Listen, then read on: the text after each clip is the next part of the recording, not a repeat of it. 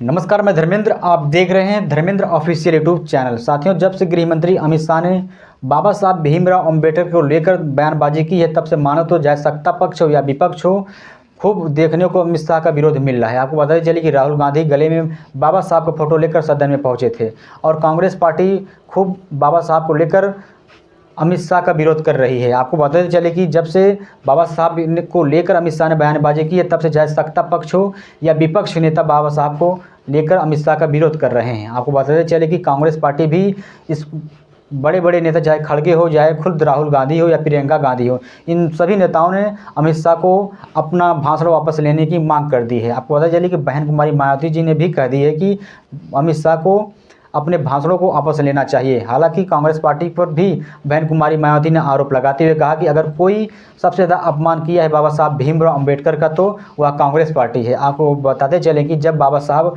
1951 में पहली बार लोकसभा चुनाव मुंबई के नॉर्थ सेंट्रल लोकसभा क्षेत्र से चुनाव लड़ा, तो उस समय कांग्रेस पार्टी ने बाबा साहब के सहायक को मैदान में उतार दिया था। आपको बताते चलिए कि उस लोकसभा चुनाव में बाबा साहब को करारी हार झेलनी पड़ी थी और बाबा साहब अपने सहायक के सामने हार गए थे। बताते चलें कि उस समय भारत के प्रधानमंत्री जवाहरलाल नेहरू थे और जवाहरलाल नेहरू बाबा साहब को हराने के लिए एड़ी चोटी से जोर तक जोर लगा दिया था। बताते चलें कि उस क्षेत्र में बाबा साहब जिस लोकसभा क्षेत्र से चुनाव लड़ रहे थे, उस लोकसभा क्षेत्र से बाबा साहब को हराने के लिए जवाहरलाल नेहरू बड़ी बड़ी जनसभाएं कर रहे थे। हालांकि बाबा साहब 2 बार चुनाव लड़े लोकसभा का और दोनों बार बाबा साहब को हार का सामना करना पड़ा।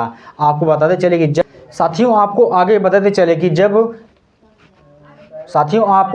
चले कि नेहरू कैबिनेट में जब बाबा साहब हिस्सा थे, तो उस समय बाबा साहब हिंदू कोड बिल को पारित कराने के लिए संसद में ले गए थे। हालांकि उस समय कांग्रेस पार्टी की सरकार थी और यह कोड पारित नहीं हुआ और इसी की वजह से बाबा साहब भीमराव अंबेडकर अपने पद से इस्तीफा दे दिया है। शायद इसी की वजह से भारतीय जनता पार्टी के लोग कांग्रेस पार्टी पर आरोप लगा रहे हैं, क्योंकि अगर कोई अपमान किया है बाबा साहब भीमराव अंबेडकर का, तो वह कांग्रेस पार्टी की है। और बहन कुमारी मायावती जी भी कह रही हैं कि अगर कोई सबसे ज़्यादा बाबा साहब का अपमान किया है तो वह कांग्रेस पार्टी है। दोस्तों, अगर वीडियो अच्छी लगी तो ज़रूर चैनल को सब्सक्राइब, शेयर कर कमेंट करें। अब आप भी बताएं कि बाबा साहब का कौन अपमान किया है, या भारतीय जनता पार्टी या कांग्रेस पार्टी।